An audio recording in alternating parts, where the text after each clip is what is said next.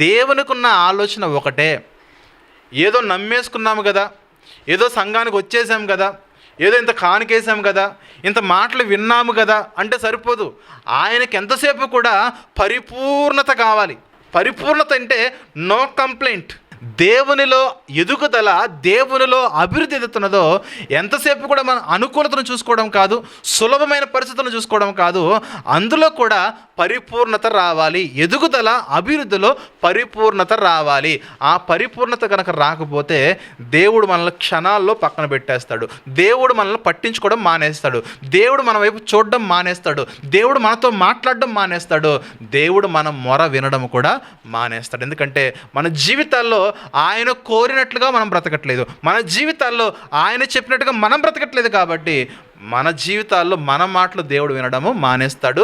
చాలామంది జీవితాల్లో దేవుడు మన మాటలు వినడము ఎప్పుడో మానేశాడు కూడా.